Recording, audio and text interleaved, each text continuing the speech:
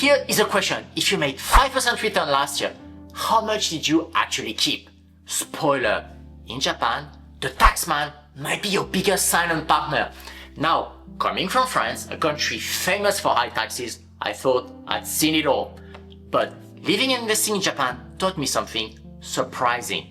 Today, I share why taxes can quietly erase your returns and how you can legally outsmart them as soon as you click the like button and subscribe. Let's get into it. Taxes are not fun, but as the saying goes, just like this guy, it is one of the two things in life you cannot escape. In any country with rule of law, taxes fund the essential services we rely on daily. You might be in favor of small government or big government, and I'm not going to discuss it here. But in Japan, it keeps trains running on time, at least most of the time, funds our health insurance, and pays for disaster response. So in a way, taxes bring us stability. And my own kids' health insurance, for example, is free until they become adults.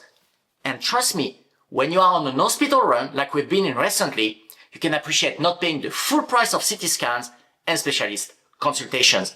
And to be completely open and completely clear and frank with you, when I was still in school, many years ago, I benefited from state subsidies too.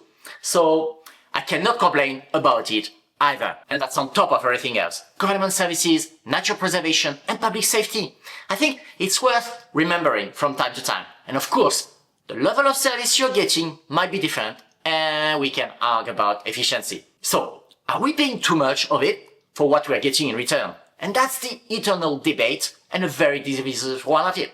But when you realize how much of your investment return goes into taxes instead of company, that's where things get painful. Japan's income tax starts at 5% and goes all the way to 45% plus another 10% in local tax, add consumption tax, capital gains tax, and inheritance tax, and suddenly you're not far from Scandinavian level. But here's the twist. High taxes themselves aren't the real problem. They're not. Paying them inefficiently is. If you have learned anything so far, please give this video a like, that will make it available to many more people and help us a lot as well. Thank you very much. Let's continue. Depending on where you live, you might pay capital gains tax and tax on dividends. Some countries and territories do not have those, so if that's your case, you can keep to the next section. For everybody else, this has a big effect on your returns over time. Let's take the example of Japan, that taxes dividend and capital gains with a flat 20.315% tax. If you were to invest 50,000 yen per month for 40 years at around 6%, you end up with about 99.5 million yen. But after Japan's tax on capital gains, that drops to about 84 million. That's a 50 million hit just from taxes. And if you were earning 7 to 8% returns, say from US or global index funds, your portfolio could grow from 131 to 175 million yen before tax. After tax, you'd lose 22 to 30 million yen of that. That's the equivalent of 15 to 18 years worth of monthly contribution. Gone. That's why investing through tax advantage account, the equivalent to IRA and 401k in the US, that we call the NISA, iDeCo, or DC, isn't optional. It's essential if you want your money to actually compound over time. And yes, the lifetime NISA contribution are limited to 18 million for the time being, but coupled with DC and or iDeCo, you can easily end up with contribution of 24 million and possibly achieve the kind of return I just showed.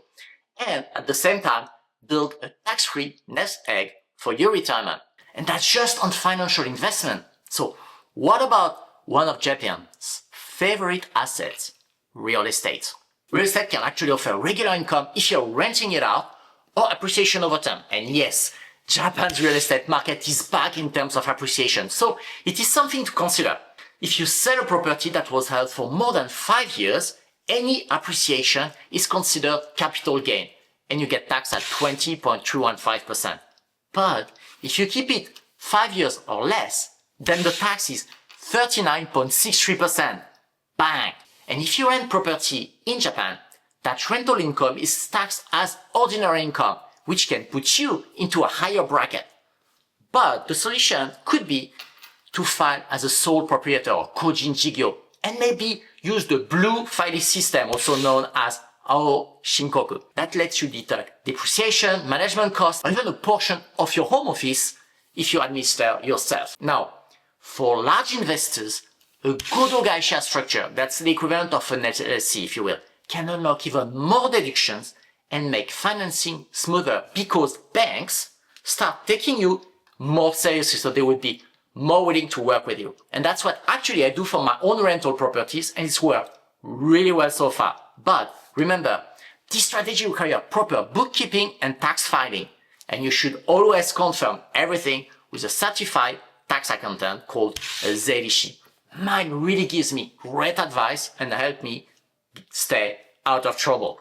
Now, if you are a high earner, you may want to consider a holding company for all of your assets, or even a family trust, because family trusts are actually legal in Japan, and some people are using it. But let's be honest, if you are that level of wealth, you probably have a lot of help already, so let's pass on this one for now. What about crypto? I knew you would ask the question. Japan still sees them as miscellaneous income and subject them to income tax up to 55%. That means that your capital gains are taxed as severely as your salary. Now, there are many discussions and lobbying going on to try to have them recognized as an investment. And the tax authorities actually are looking into it, but this may take time, so do not hold your breath too much. So, yes, Japan is a high tax country, but smart investors just don't accept it. They plan for it. NISA, iDeCo, DC, company structures, these are your legal shields. Taxes are like gravity. You can't escape them, but you can learn to fly within the rules. And to make sure that you stay within those rules, always talk to a tax professional. If this helped you see the hidden side of your return, please like and subscribe. In next episode, we'll talk about how to invest around Japan's system, not against it. You can always check this video up here while you're waiting. Thank you again for watching, and until next time, goodbye.